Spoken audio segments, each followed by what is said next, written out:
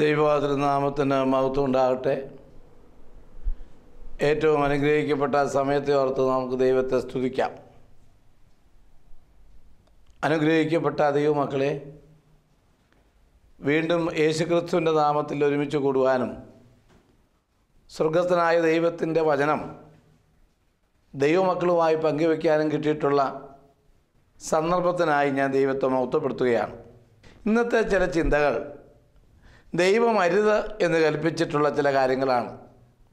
അരുത് എന്ന് കൽപ്പിച്ചിട്ടുള്ളത് ചെയ്യാനാണ് മനുഷ്യർക്ക് എല്ലാവർക്കും ഇഷ്ടം.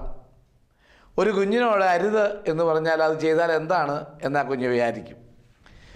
ഏദൻ തോട്ടത്തിൻ്റെ നടുവിൽ നിൽക്കുന്ന ഫലം തിന്നരുത് എന്ന് പറഞ്ഞപ്പോൾ അത് തിന്നാൽ എങ്ങനെ ഇരിക്കും എന്നായിരുന്നു അവരുടെ വിചാരം.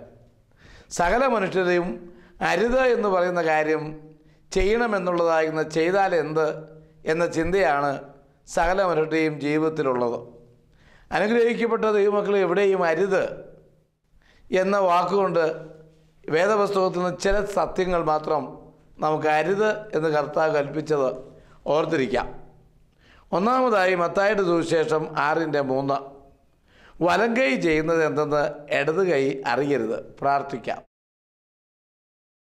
ഞങ്ങളുടെ കർത്താവും ഞങ്ങളുടെ ദൈവവുമേ, ഈ നല്ല സമയത്തിനായി ഞങ്ങൾ ഇതിനെ സ്തുതിക്കുന്നു, സ്തോത്രം ചെയ്യുന്നു. കർത്താവേ, നീ ഞങ്ങളോട് കൂടെ ഇരുന്ന് ഞങ്ങളെ അനുഗ്രഹിക്കണം. നിൻ്റെ കൃപയിൽ ഞങ്ങളെ സൂക്ഷിക്കണം. ഈ വചനം കേൾക്കുന്ന മക്കളെ അനുഗ്രഹിക്കണം, കേൾപ്പിക്കുന്നവരെ അനുഗ്രഹിക്കണം. എല്ലാ നന്മയ്ക്കായി സ്തോത്രം. യേശുവിൻ്റെ നാമത്തിൽ തന്നെ ആമേൻ. ഒന്നാമത്തെ ചിന്ത, വലങ്കൈ ചെയ്യുന്നത് എന്തെന്ന് ഇടങ്കൈ അറിയരുത്. നാം ദൈവനാമത്തിൽ ഏതെങ്കിലും ഒരു നല്ല കാര്യം ചെയ്താൽ അത് കൊട്ടിഘോഷിച്ച് മറ്റുള്ളവൻ അറിയണം, ഞാനൊരു ഉദാരശീലനാണ്, ഞാൻ ഒത്തിരി സഹായിക്കുന്നവനാണ്, ഞാൻ എല്ലാവരെയും സഹായിക്കാൻ പറ്റിയ ആളാണ്, ഞാൻ പ്രസിദ്ധനായ ഒരാളാണ്, എൻ്റെ പേര് പത്രത്തിൽ വരണം, എൻ്റെ ചെയ്തികൾ നാട്ടിലറിയണം.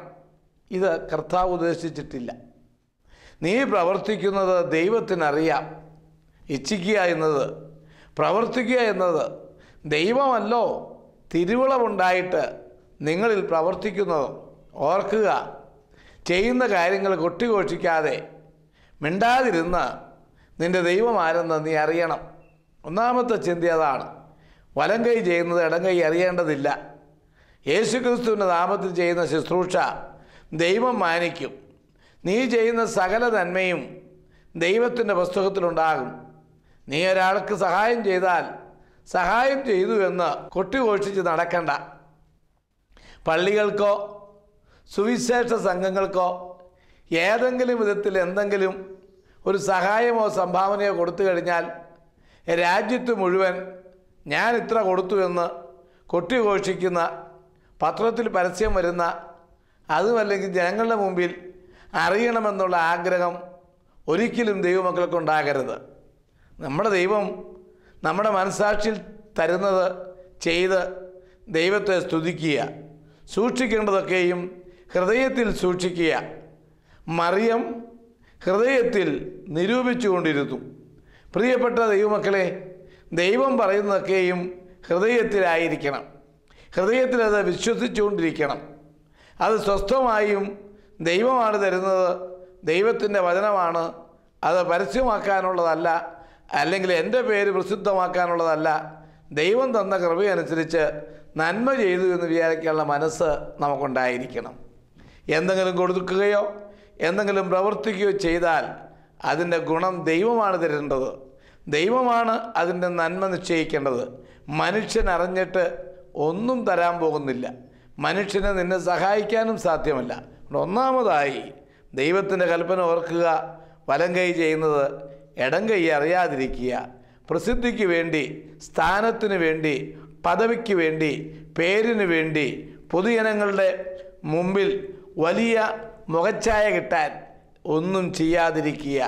ചെയ്യുന്നതെല്ലാം ദൈവനാമ മഹത്വത്തിനായി ചെയ്യുക. എൻ്റെ ദൈവം അറിഞ്ഞാൽ മതിയാകും. എൻ്റെ ഹൃദയം തൂക്കി നോക്കുന്ന, എന്നെ മനസ്സിലാക്കുന്ന, എൻ്റെ ജീവിതശൈലിയെ ശരിക്കറിയാവുന്ന ദൈവം എല്ലാം അറിയുന്നു എന്ന് മനസ്സിൽ വിചാരിക്കണം. ഒന്നാമത്തെ ചിന്തയിൽ നിന്ന് ഞാൻ വേഗത്തിൽ പോകുന്നു. ഒന്ന്, വലങ്കൈ ചെയ്യുന്നത് ഇടങ്കൈ അറിയാതിരിക്കുക. അരുത് എന്ന് പറയുന്ന കാര്യം ചെയ്യാനുള്ളതായിരിക്കുന്ന ആഗ്രഹം ആദ്യം അവസാനിപ്പിക്കണം. ഒരു പുഴയിൽ ഒരു കുഞ്ഞ് 2 പോത്തുകളെ കുളിപ്പിച്ചുകൊണ്ടിരിക്കുകയായിരുന്നു അപ്പൻ. പോത്ത് ആ ചിറയിൽ ആ പുഴയിൽ കുളിച്ചുകൊണ്ടിരിക്കുമ്പോൾ അറിയാതെ നോക്കി നിന്ന കൊച്ച് ആ പുഴയിലേക്ക് വീണു. അത് മുങ്ങുകയും ചെയ്യുന്നത് കണ്ടപ്പോൾ ആ കുഞ്ഞിൻ്റെ സ്വഭാവം അറിയായിരുന്ന അപ്പച്ചൻ ഒരു കാര്യം വിളിച്ചു പറഞ്ഞു, മോനെ, ആ പോത്തിൻ്റെ പുറത്ത് കയറരുത് എന്ന് വിളിച്ചു പറഞ്ഞു. കണ്ടുന്നവരെല്ലാം നിരസപ്പെട്ടു. ദുഷ്ടനായ മനുഷ്യൻ തൻ്റെ പ്രിയപ്പെട്ട കുഞ്ഞ് വെള്ളത്തിൽ കിടന്ന് മരിച്ചിട്ടും പോത്തിൻ്റെ മുകളിൽ കയറരുതെന്നാണല്ലോ ഇദ്ദേഹം പറയുന്നത് എന്ന് വിചാരിച്ചു. പക്ഷേ കയറരുത് എന്ന് അപ്പൻ പറഞ്ഞ പാടെ ആ കൊച്ചു ചാടി ആ പോത്തിൻ്റെ മുകളിൽ കയറിയിരുന്നു, രക്ഷപ്പെടുകയും ചെയ്തു. തിരിച്ചാണ് അതിൻ്റെ മുകളിൽ കയറും അങ്ങനെ എന്നങ്ങ് പറഞ്ഞിരുന്നുവെങ്കിൽ അപ്പനറിയാം അവനത് ചെയ്യാതിരുന്നേനെ. അരുത് എന്ന് പറയുന്നത് ചെയ്യുന്നതാണ് പലരുടെയും ജീവിതത്തിൽ ഒരു വലിയ സ്വഭാവം.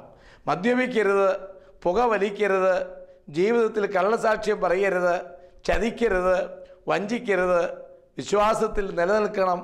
ഇതൊക്കെ പറഞ്ഞാൽ അരുത് എന്ന് പറയുന്നത് ചെയ്തു നോക്കിയാൽ എങ്ങനെ എന്ന് ഏത് മനുഷ്യൻ്റെയും ഉള്ളിൽ തോന്നും. അതുകൊണ്ട് ഇന്ന് അനുഗ്രഹിക്കപ്പെട്ട ദൈവമക്കളെ, എനിക്ക് ആദ്യമായി നിങ്ങളോട് പറയാനുള്ളത്, വലങ്കൈ ചെയ്യുന്നത് ഇടങ്കൈ അറിയാതെ മിണ്ടാതിരുന്ന ദൈവമാരെന്ന് തിരിച്ചറിയാനുള്ള മനസ്സ് നമുക്കുണ്ടായിരിക്കണം. രണ്ടാമത്തെ കാര്യം, ദൈവം വ്യക്തമായി പറഞ്ഞിരിക്കുന്ന സത്യം ഇതാണ്: വിവാഹിതരെ മനുഷ്യൻ വേർപിരിക്കരുത്. മത്തായി 19:6. ദൈവം സംയോജിപ്പിച്ചതിനെ മനുഷ്യൻ വേർപിരിക്കരുത്. പലപ്പോഴും ഇന്ന് എല്ലാ ദിവസവും പേപ്പറിലോ അല്ലെങ്കിൽ നമുക്ക് കൗൺസിലിംഗ് ക്ലാസ്സിലൊക്കെ കാണുന്നത് ഡൈവോഴ്സ് എന്ന ഒരു ചിന്തയാണ്. ഒന്ന് പറഞ്ഞ് രണ്ടാം വാക്കിന് വേർപിരിയുക. വിവാഹബന്ധം സ്വർഗത്തിൽ നിന്ന് ലഭിച്ചതാണ്. സ്വർഗമാണ് ആ വിവാഹ ശുശ്രൂഷ നടത്തിയത്. പട്ടക്കാരോ കർമ്മികളോ അല്ല. പട്ടക്കാരും കർമ്മികളും ദൈവത്തിനു വേണ്ടി ആ ശുശ്രൂഷ നിങ്ങളിൽ നിർവഹിച്ചു എന്നേ ഉള്ളൂ. ദൈവമാണ് ഭാര്യയെയും ഭർത്താവിനെയും മണവാളിനെയും മണവാട്ടിയെയും ദൈവം സംയോജിപ്പിക്കുകയാണ്. ഇനി നിങ്ങൾ 2 അല്ല 1 ആകുന്നു എന്ന് പറഞ്ഞ് ദൈവവചനം വായിച്ച് കേൾപ്പിച്ച് ദൈവത്തിൻ്റെ ആലോചന പ്രകാരം ഒന്നായിരിക്കുന്ന കുടുംബജീവിതത്തിൽ ഒന്നാകേണ്ടവർ നിസ്സാര കാര്യങ്ങൾക്ക് വേണ്ടി തെറ്റിദ്ധാരണയുടെ വെളിച്ചത്തിൽ വളരെ ചെറിയ ലഘുവായിരിക്കുന്ന അല്ലറ ചില്ലറ വിഷയങ്ങളുടെ പേരിൽ ഒന്ന് പറഞ്ഞ് രണ്ടാം വാക്കിന് ഡൈവോഴ്സ് നോട്ടീസ് കൊടുക്കുന്നത് പലപ്പോഴും നാം ഇന്ന് കാണുന്നുണ്ട്. വലിയ ഒരു പാപമായി ദൈവമക്കൾ ഇത് കാണേണ്ടതാണ്. വലിയ തെറ്റായിട്ട് ദൈവമക്കൾ ഇത് വീക്ഷിക്കപ്പെടേണ്ടതാണ്. ദൈവം സംയോജിപ്പിച്ചാൽ ആയുഷ്കാലം മുഴുവൻ ഒരുമിച്ച് ദൈവത്തെ മഹത്വപ്പെടുത്താൻ കുടുംബത്തിലെ പ്രിയപ്പെട്ട ഭാര്യയ്ക്ക് ഉത്തരവാദിത്വമുണ്ട്, പ്രിയപ്പെട്ട ഭർത്താവിന് ഉത്തരവാദിത്വമുണ്ട്. അതുകൊണ്ടാണ് പറഞ്ഞത്, നിൻ്റെ ഭാര്യ നിൻ്റെ വീട്ടിൻ്റെ ഉള്ളിൽ ഫലപ്രദമായ മുന്തിരിവള്ളി പോലെ ഇരിക്കും. എന്തൊരു അനുഗ്രഹമാണ് ആ ബന്ധം! എന്ത് ശ്രേഷ്ഠമായ ഒരു ബന്ധമാണ് ഒരു കുടുംബജീവിതത്തെക്കുറിച്ച് വേദപുസ്തകം പറയുന്നത്, സത്യവചനം പറയുന്നത്. ദൈവമക്കൾ ഓർക്കുക, ഭാര്യ വീട്ടിൻ്റെ ഉള്ളിൽ ഫലപ്രദമായ മുന്തിരിവള്ളി പോലെ ഇരിക്കുമെന്നാണ്.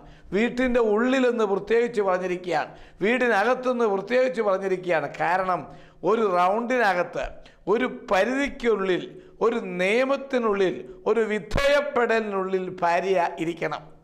അതിര് ലംഘിച്ചു പോകരുത്, വളയം വിട്ടുപോകരുത്, ചാനൽ വിട്ടുപോകരുത്.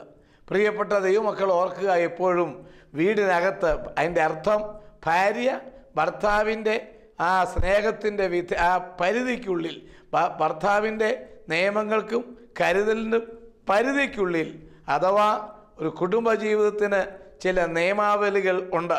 കുടുംബജീവിതം ഒരു പ്രത്യേക നിയമത്തിൽ അധിഷ്ഠിതമാണ്. അത് ഭർത്താവ് ഭാര്യയുടെ തലയും ഭാര്യ ഭർത്താവിൻ്റെ ശരീരവുമാണ്. അതൊരു വലിയ നിയമമാണ്. ആ നിയമപ്രകാരം ഇനി തലയില്ലാതെ ശരീരമുണ്ടോ, ശരീരമില്ലാത്ത തലയുണ്ടോ? ദാറ്റ് മീൻസ് അതിൻ്റെ അർത്ഥം വേർതിരിക്കപ്പെടാൻ കഴിയാത്ത, മാറ്റി നിർത്താൻ കഴിയാത്ത, ഒരിക്കലും വിച്ഛേദിക്കാൻ കഴിയാത്ത ഒരു ബന്ധമാണ് കുടുംബബന്ധം, കുടുംബജീവിതമെന്ന് എപ്പോഴും ദൈവമക്കൾ ഓർക്കണം. അതുകൊണ്ട് വീടിൻ്റെ അകത്താണ് ഫലപ്രദമായി, സന്തോഷപ്രദമായി, ഫലപ്രദം എന്ന് പറഞ്ഞാൽ ഫലമുണ്ടാകുമ്പോൾ തന്നെ സന്തോഷമാണ്. ഏതെങ്കിലും ഒരു കൃഷി ചെയ്തിട്ട്, തെങ്ങ് നട്ടിട്ട് നാളികേരം ഉണ്ടാകുമ്പോഴാണ് കൃഷിക്കാരന് സന്തോഷം. ഫലം തരിക, ആപ്പിൾ മരത്തിൽ നിന്ന് ആപ്പിൾ കിട്ടുമ്പോഴാണ് കൃഷിക്കാരന് സന്തോഷം. മുന്തിരി വള്ളിയിൽ നിന്ന് മുന്തിരിങ്ങ ലഭിക്കുമ്പോഴാണ് കൃഷിക്കാരന് സന്തോഷം. യഹോവയായ ദൈവം നമ്മെ സൃഷ്ടിച്ചത് ഫലപ്രദമായ ഒരു ജീവിതം നയിക്കാനാണ്. പ്രാർത്ഥിച്ച് ആത്മാവിൻ്റെ ഫലങ്ങൾ നമ്മളിൽ നിന്ന് ഉടലെടുക്കുമ്പോൾ, പുറപ്പെടുമ്പോൾ മാത്രമാണ് യഹോവയായ ദൈവം സന്തോഷിക്കുന്നത്. പറഞ്ഞതിൻ്റെ അർത്ഥം കുടുംബം ഫലപ്രദമായി, സന്തോഷപ്രദമായി പ്രാർത്ഥിച്ച്, ദൈവത്തെ സ്തുതിച്ച്, ദൈവത്തെ മഹത്വപ്പെടുത്തി ഭാര്യ വീടിൻ്റെ ഉള്ളിൽ, പരിധിക്കുള്ളിൽ, നിയമാവലികൾക്കുള്ളിൽ കീഴ്പ്പെടേണ്ടടുത്ത് കീഴ്പ്പെട്ട്, ഭർത്താവിന് കീഴ്പ്പെട്ടൊക്കെ ജീവിച്ച് സന്തോഷപ്രദമാകുന്ന ഒരു കുടുംബജീവിതമാണ് യഥാർത്ഥത്തിൽ ഭാര്യാഭർത്തൃബന്ധം. അത് വളരെ വേഗത്തിൽ നിസ്സാരമായ കാര്യങ്ങൾ കൊണ്ട് വേർപിരിയാനായിട്ട് ശ്രമിക്കുന്നത് അരുത് എന്ന് ദൈവം കൽപ്പിച്ചിട്ടുണ്ട്. അതുകൊണ്ട് ഇന്ന് എന്നെ കേൾക്കുന്ന ഓരോ ദൈവമക്കളും മനസ്സിൽ ചിന്തിക്കുക, അരുതാത്ത കാര്യങ്ങൾ അരുതാത്തതായിട്ട് തന്നെ മനസ്സിലാക്കണം. അത് ദൈവത്തിൻ്റെ കൽപ്പനയാണ്. ദൈവത്തിൻ്റെ കൽപ്പനയെ ഒരിക്കലും നിഷേധിക്കരുത്. ദൈവകൽപ്പനയ്ക്ക് വിരുദ്ധമായി പ്രവർത്തിക്കുകയും ചെയ്ത് അപ്പോൾ മനുഷ്യൻ സംയോജിപ്പിച്ചതിനെ ആണ് എങ്കിൽ നമുക്ക് വേർതിരിക്കാമായിരുന്നു. എന്നാൽ ദൈവമാണ് നമ്മെ സംയോജിപ്പിച്ചിരിക്കുന്നത്. ദൈവമാണ് നമ്മെ ചേർത്ത് വെച്ചിരിക്കുന്നത്. ദൈവം ചേർത്തത് മനുഷ്യന് വേർതിരിക്കാൻ വല്ല അവകാശവും ഉണ്ടോ? ദൈവത്തിൻ്റെ ഇഷ്ടത്തിന് വിരുദ്ധമായി പ്രവർത്തിക്കാൻ മനുഷ്യൻ ആരുള്ളൂ? പ്രിയപ്പെട്ട ദൈവമക്കളെ, അതുകൊണ്ട് രണ്ടാമത്തെ അരുത് നീ ശ്രദ്ധിക്കുക. കുടുംബജീവിതം സമാധാനമായി ജീവിക്കാനുള്ളതാണ്. അരുതാത്തതൊന്നും പ്രവർത്തിക്കാനുള്ളതല്ല കുടുംബജീവിതം.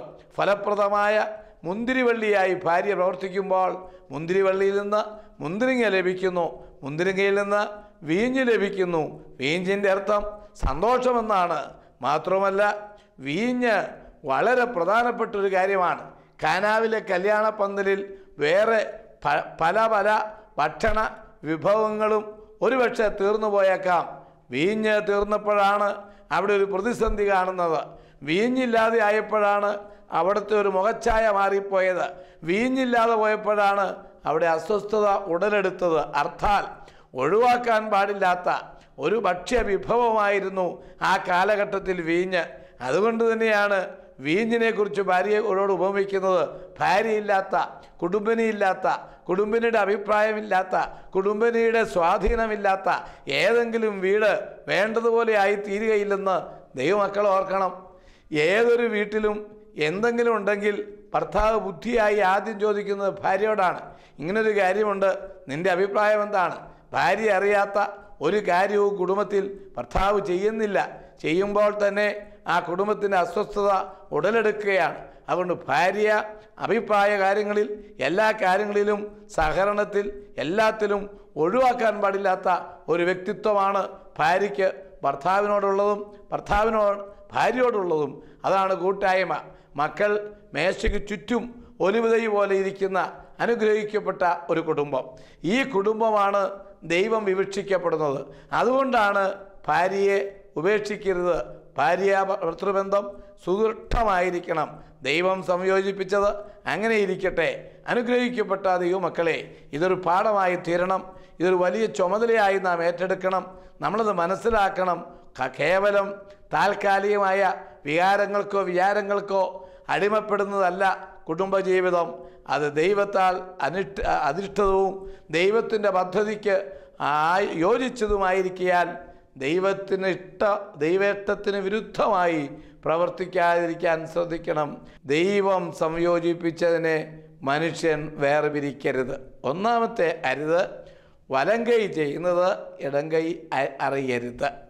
രണ്ടാമത് വചനം പറയുന്നു, ഭാര്യാഭർത്തൃബന്ധം അഥവാ ഭാര്യമാരെ ഉപേക്ഷിക്കരുത്. മൂന്നാമത്തെ കാര്യം ദൈവത്തെ മഹത്വപ്പെടുത്തിക്കൊണ്ട് പറയാം, പാപം ശരീരത്തിൽ വാഴരുത്. റോമാലേഖനം 6:12 പറയുന്നത്, പാപം ശരീരത്തിൽ വാഴരുത്. പാപം ഒരു വലിയ വിഷയമാണ്. അത് ശരീരത്തെ ബാധിച്ചാൽ ശരീരം ക്ഷീണിക്കും, പ്രവൃത്തികൾക്ക് ദോഷം വരും, പ്രവൃത്തി ആകപ്പാടെ താളം തെറ്റും. പാപം മനുഷ്യൻ്റെ മുമ്പിൽ മനുഷ്യനോടാണ് പാപത്തിന് ആഗ്രഹം. അതുകൊണ്ടാണ് വചനം പറയുന്നത്, പാപം നിൻ്റെ വാതിക്കൽ കിടക്കുന്നു, അതിൻ്റെ ആഗ്രഹം നിന്നോടാണ്. മനുഷ്യൻ്റെ മേൽ കയറുക, മനുഷ്യനിൽ പാപം കയറിക്കൂടാനുള്ളതായ എല്ലാ തിരക്കും പിശാച് കാണിച്ചു കൂട്ടുകയാണ്. പാപം ശരീരത്തിൽ പാപം വാഴരുത്. പാപത്തിൻ്റെ ശമ്പളം മരണമാണ് എന്ന് റോമാലേഖനത്തിൽ പറയുന്നു. പ്രിയപ്പെട്ട ദൈവമക്കളെ, കോപിപ്പീൻ, പാപം ചെയ്യരുത് എന്ന് വ്യക്തമായി വേദപുസ്തകം പറയുന്നു. ശരീരത്തിൽ പാപം വാഴരുത്.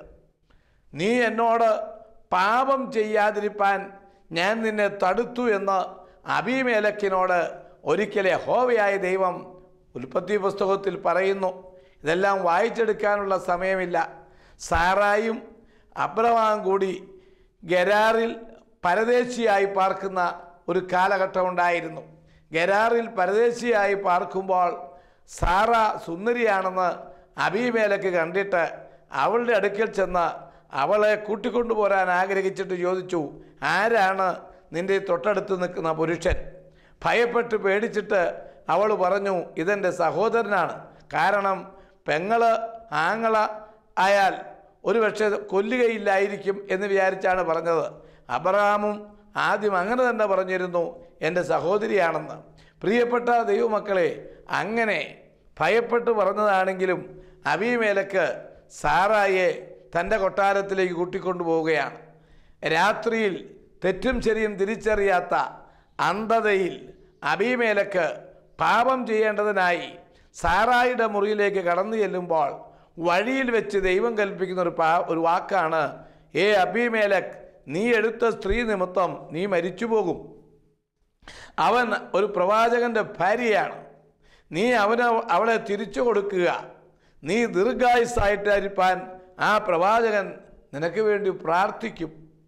അപ്പോഴാണ് അബീമേലെക്ക് പറഞ്ഞത്, ദൈവമേ, എന്നെ നിനക്ക് എങ്ങനെ കൊല്ലാൻ കഴിയും? ഞാനിത് നിഷ്കളങ്കമായിട്ടാണ് ചെയ്തത്, ഞാനിത് നിരപരാധിത്വമായിട്ടാണ് ചെയ്തത്. നിഷ്കളങ്കമായി ചെയ്തിട്ടുള്ള, ഹൃദയ പരമാർത്ഥതയിൽ ചെയ്തിട്ടുള്ള ഈ സംഭവത്തിൽ നിനക്ക് എന്നെ കൊല്ലാൻ കഴിയുമോ? അവിടെ യഹോവയായ ദൈവം അബീമേലെക്കിനോട് പറഞ്ഞത്, നീ ഇത് ഹൃദയ പരമാർത്ഥതയോടും നിഷ്കളങ്ക കയ്യോടും കൂടി ചെയ്തിരിക്കുന്നു എന്ന് എനിക്ക് മനസ്സിലായി. ഞാനത് അറിയുന്നുണ്ട്. പക്ഷേ നീ എന്നോട് പാപം ചെയ്യാതിരിപ്പാൻ ഞാൻ നിന്നെ തടുത്തിരിക്കുകയാണ്. പ്രിയപ്പെട്ട ദൈവമക്കളെ, പാപം നമ്മുടെ ശരീരത്തിൽ വാഴരുത്. പാപചിന്ത നമുക്കുണ്ടാകരുത്. പാപചിന്തയുണ്ടാകുമ്പോഴാണ് മനുഷ്യനെ മനുഷ്യനായി കാണാൻ നമുക്ക് സാധിക്കാതെ പോകുന്നത്. പാപം മനുഷ്യൻ്റെ കണ്ണിനെ ബാധിക്കുകയാണ്. കാഴ്ച മങ്ങുന്നു. ഉള്ളതുപോലെ കാണാൻ അവന് കഴിയാതെ പോകുന്നു പാപം ബാധിക്കുമ്പോൾ. ഒരിക്കൽ കുരുടനെ സൗഖ്യമാക്കിയ ശേഷം യേശു അവനോട് ചോദിച്ചു, നീ എന്ത് കാണുന്നു? അവൻ പറഞ്ഞു, ഞാൻ മനുഷ്യനെ കാണുന്നു എന്ന്. അടുത്ത ചോദ്യം യേശു ചോദിച്ചു, മനുഷ്യൻ എങ്ങനെ ഇരിക്കുന്നു? അവൻ്റെ ഉത്തരം, മനുഷ്യൻ മരങ്ങളെ പോലെ ഇരിക്കുന്നു. അവൻ്റെ കണ്ണ് നേരെയായിട്ടില്ല, അവൻ ആകേണ്ടതുപോലെ ആയിട്ടില്ല, അവന് വ്യക്തമായ കാഴ്ചപ്പാടില്ല. പാപം അവനെ അന്ധനാക്കിയിരിക്കുകയാണ്. കാരണം മരമായി മനുഷ്യനെ ചിത്രീകരിക്കുക. മരം വെട്ടിക്കളയാനോ മരത്തിന് കൊമ്പ് വെട്ടാനോ ആർക്കും പ്രയാസമില്ല. മനുഷ്യനെ മരമായി കാണുന്നതുകൊണ്ടാണ് ഇന്ന് മനുഷ്യനെ ഉപദ്രവിക്കുകയും മനുഷ്യൻ്റെ തല വെട്ടുന്നതും മനുഷ്യൻ്റെ കാല് വെട്ടുന്നതൊക്കെ ചെയ്യുന്നത്. മനുഷ്യനെ മനുഷ്യനായി കാണാൻ കഴിയാത്തതുകൊണ്ടാണ്. പാപം ശരീരത്തിൽ വാഴുന്നത് കൊണ്ടാണ് മൃഗീയമായി നാം ജീവിച്ചു പോകുന്നത്. മാനത്തോടിരിക്കുന്ന മനുഷ്യൻ വിവേകഹീനനായാൽ നശിച്ചു പോകുന്ന മൃഗത്തോട് തുല്യൻ എന്ന് വേദപുസ്തകം പറയുന്നതും അതുകൊണ്ടാണ്. എന്നെ കേൾക്കുന്ന അനുഗ്രഹിക്കപ്പെട്ടവരെ, അരുത്, പാപം ശരീരത്തിൽ വാഴരുത്. പാപം നിൻ്റെ വാതിക്കൽ കിടക്കുന്നുണ്ട്. കിടക്കുക എന്ന് പറഞ്ഞാൽ ഒരാൾ വന്ന പാടെ കിടക്കില്ല. ഒരു ഡോക്ടറെ കാണാൻ ഒരു രോഗി പുറത്തു വന്നിരിക്കുമ്പോൾ ആദ്യം അവിടുത്തെ ആ ഡോക്ടറുടെ വാച്ചറിനോട് ചോദിക്കും, ഡോക്ടറകത്തുണ്ടോ? അവൻ പറയും, ഉണ്ട്, ഇരിക്ക്. കുറച്ചു നേരം അവിടെ ഇരുന്നു. അനേക സമയം ഇരുന്നിട്ടും വളരെ തിരക്ക് കാരണം ഡോക്ടറെ കാണാൻ കഴിയാതിരിക്കുമ്പോൾ ക്ഷീണിച്ച രോഗി 10 മിനിറ്റ് അവിടെ കിടന്നു വരും. അപ്പോൾ ആ രോഗി കിടക്കുമ്പോൾ അതിൻ്റെ അർത്ഥം വന്ന പാടെ കിടക്കുകയല്ല, വന്നിട്ട് അല്പം സമയമായി. പാപം നിൻ്റെ വാതിക്കൽ കിടക്കുന്നു എന്ന് പറഞ്ഞാൽ പാപം നിന്നിൽ പ്രവർത്തിക്കാൻ തുടങ്ങിയിട്ട്, നിന്നെ കാത്തിരിക്കാൻ തുടങ്ങിയിട്ട്, പാപത്തിൻ്റെ ആസക്തി നിൻ്റെ മേൽ വന്നു തുടങ്ങിയിട്ട് സമയങ്ങളായിരുന്നു. നാളുകൾക്ക് മുമ്പേ നിൻ്റെ മനസ്സിലുള്ള വിരോധം, നാളുകൾക്ക് മുമ്പേ നിൻ്റെ മനസ്സിലുള്ളതായിരിക്കുന്ന വൈരാഗ്യം സമയമാകുമ്പോൾ പുറത്തു വരുന്നു. ചില ഭാര്യമാരോട് ഭർത്താവ് പറഞ്ഞ് ഞാൻ കേട്ടിട്ടുണ്ട്, നിന്നോട് 2 എണ്ണം സംസാരിക്കണമെന്ന്, അല്പം ദേഷ്യപ്പെടണമെന്ന് കുറച്ച് നാളായി ഞാൻ വിചാരിച്ചുകൊണ്ടിരിക്കുകയാണ്. പ്രിയപ്പെട്ടവരെ, എൻ്റെ അർത്ഥം എന്താ? കുറേ നാളായി ഭാര്യയോട് 2 എണ്ണം പറയണമെന്ന് ഭർത്താവ് ആഗ്രഹിച്ചുകൊണ്ടിരിക്കുന്നു. ഭർത്താവിൽ പിശാച് പ്രവർത്തിക്കാൻ തുടങ്ങിയിട്ട് കുറച്ച് നാളായി. സൗകര്യം കിട്ടുമ്പോൾ പ്രവർത്തിക്കുന്നു. തിരിച്ച് അമ്മായിയമ്മയോട് മരുമോട് പറയുന്നത്, തള്ളയെ എനിക്ക് പണ്ട് മുതലേ അറിയാം, ഞാൻ അന്ന് മുതലേ നിങ്ങളെ വാച്ച് ചെയ്യുകയായിരുന്നു. പ്രിയപ്പെട്ടവർ, തിരിച്ചു മരുമകളോട്, നീ വന്ന അന്ന് മുതൽ ഞാൻ നിന്നെ മനസ്സിൽ കണ്ടേക്കുന്നതാണ്. എല്ലാവരും അന്ന് മുതലാണ്. അപ്പോൾ അതിൻ്റെ അർത്ഥം പാപം വഴിയിൽ കിടക്കുകയാണ്. അതിൻ്റെ ആഗ്രഹം നിന്നോടാണ്. പാപം വന്നിട്ട് കുറച്ച് സമയമായി. ആദ്യം വന്നു നിന്നു, പിന്നെ ഇരുന്നു, പിന്നെ കിടന്നു. എന്നെ കേൾക്കുന്ന അനുഗ്രഹിക്കപ്പെട്ട ദൈവമക്കൾ ഓർക്കുക, നമ്മുടെ മുമ്പിലൊക്കെയും പാപം വാഴുന്നു. അതുകൊണ്ട് 3 അരുതുകൾ ഇപ്പോൾ സംസാരിച്ചു. ബാക്കി അരുതുകൾ തുടർന്നുള്ള എപ്പിസോഡിൽ ഞാൻ സംസാരിക്കുന്നതായിരിക്കും. ഒന്നാമത്തെ ചിന്ത ദൈവമക്കൾ ഓർക്കുക, 1, വലം കൈ ചെയ്യുന്നത് എന്തെന്ന് ഇടം കൈ അറിയരുത്. 2, ദൈവം സംയോജിപ്പിച്ച ആ വിവാഹ ജീവിതത്തെ വേർതിരിക്കാൻ മനുഷ്യന് അവകാശം ഇല്ല. 3, പാപം ശരീരത്തിൽ വാഴരുത്. പ്രാർത്ഥിക്കാം. ഞങ്ങളുടെ കർത്താവും ഞങ്ങളുടെ ദൈവവുമേ, നല്ല സമയത്തിനായി ഞങ്ങൾ വീണ്ടും നിന്നെ സ്തുതിക്കുന്നു. അരുത് അരുത് അരുത് എന്ന് കൽപ്പിച്ചിട്ടുള്ള ചില പ്രമാണങ്ങൾ, കൽപ്പനകൾ ഞങ്ങൾ ഹൃദയത്തിൽ ഞങ്ങൾ ചിന്തിക്കുകയായിരുന്നു. തമ്പുരാനെ, അരുത് എന്ന് പറയുന്നതാണ് പലപ്പോഴും ചെയ്യണമെന്ന് ഞങ്ങൾക്ക് ഒരു തോന്നലുണ്ടാകുന്നത്.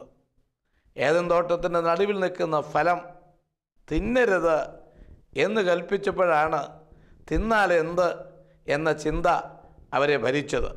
പലപ്പോഴും ഞങ്ങളുടെ ജീവിതത്തിൽ അരുതാത്തതിന് വേണ്ടി ഓടുന്ന ഒരു സ്വഭാവം, ഒരു പ്രലോഭനം സാത്താൻ ഞങ്ങളുടെ മുമ്പിൽ തരികയാണ്.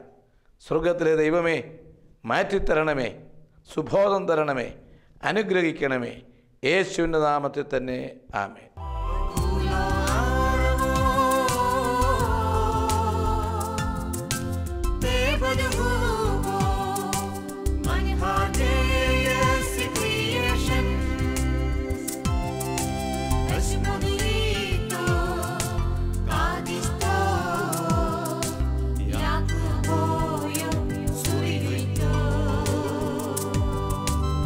Somebody